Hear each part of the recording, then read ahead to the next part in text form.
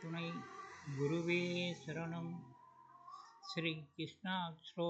ரிஷபராசி நண்பர்களுக்கும் உங்களுடைய குடும்பத்தினருக்கும் மற்றும் உள்ள அனைவருக்கும் எல்லாம் வல்ல கடவுளின் அருளால் எல்லோருக்கும் எல்லா பலன்களும் எல்லா நலன்களும் மகிழ்ச்சியும் சந்தோஷமும் நல்குமாறு கடவுளிடம் பிரார்த்தனை செய்து கொள்வோமாக.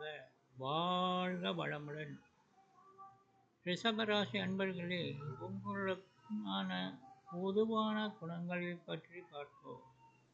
பேச்சாற்றல் நிறைந்தவர்கள், இசைஞானம்,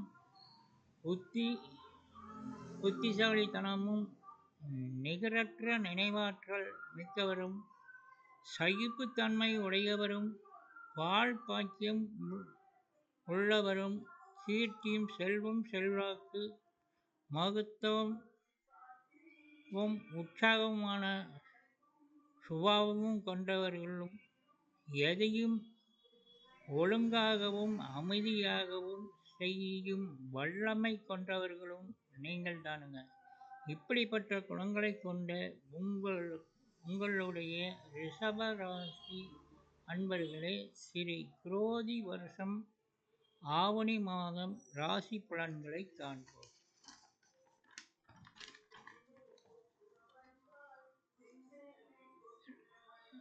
உங்களுடைய ராசிக்கு சுக்கிரன் 5லும் ராகு 11ல் நின்று சுப பலன்களை வழங்க உள்ளார். அதன்படி நல்ல குழந்தை பிறக்கும், சொற்பொழிவு திறன் அதிகமாகும், அதனாலும் ஆதாயம் மேலிடும். தன் நாட்டு உயர் மற்ற அரசு பதவியில் உள்ளவர்களுக்கு வேண்டியவர்களாகி அவர்களால் நிறைய பயனடைவீர்கள். அரசியலில் இருப்பவர்களுக்கு அமைச்சர் பதவி கூட தேடி வரும் அமைப்பு ஏற்படுகிறது. குடும்பத்தில் மனைவி மக்களுடன் ஒற்றுமையும் கூடும். பெரிய மனிதர்களின் உதவியும் குருமார்களின் ஆட்சியும் உண்டாகும். தனபிருத்தியும் உண்டாகும். எப்போதும் உங்கள் கூட துணையாக யாராவது இருந்து கொண்டே இருப்பார்கள். வாகனங்களும் சொத்துக்களும் சேரும். விவசாயிகளுக்கு கால்நடைகளால் லாபம் ஏற்படும். பசு பால் பாக்கியம் ஆகியவை ஏற்படும். வேலையாட்கள் பணியாட்கள் அமைவார்கள். சொத்து சுகம் சேரும். பேரும் புகழும் உண்டாகும். இவ்வாறான சுபபலன்கள் உண்டாகும். ராகுவால் ஏற்படக்கூடிய சுபபலன்கள்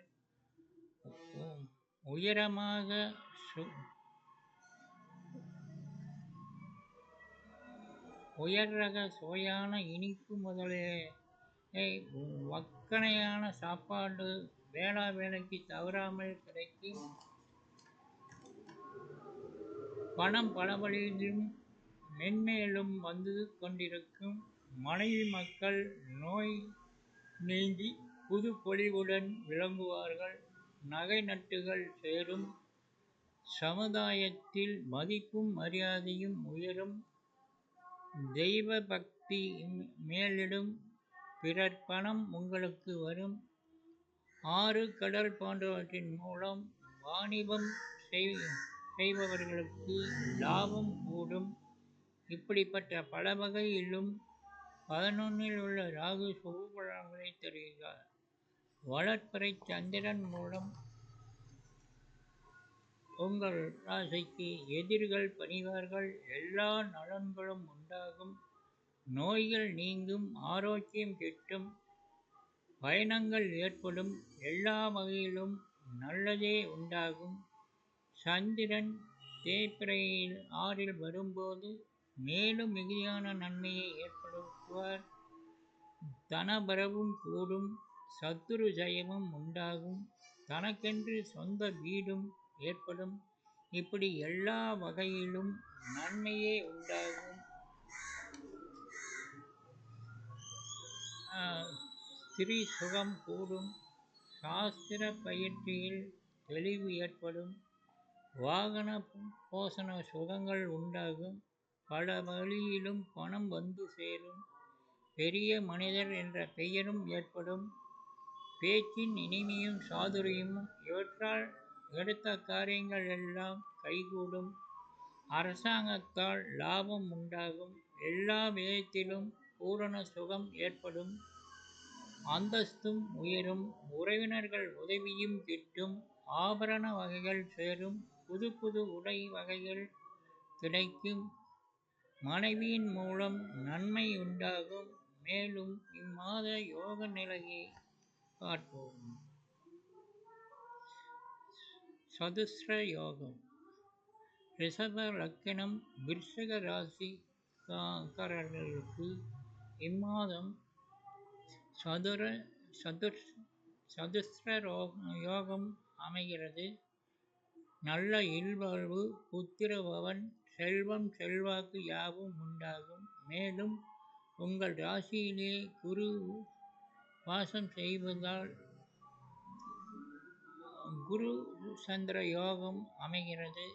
இதன் பலன் உயர்ந்த அந்தஸ்தும் பெருமையும் புகழும் போன்ற நற்பலன்கள் உண்டாகும். மேலும் கணபயோகம். இதன் பயன் செல்வம் செல்வாக்கு பெயர் புகழ் போன்ற ஏற்றமான நற்பலன்கள் உண்டாகிறது. வாழ்க வளமுடன்.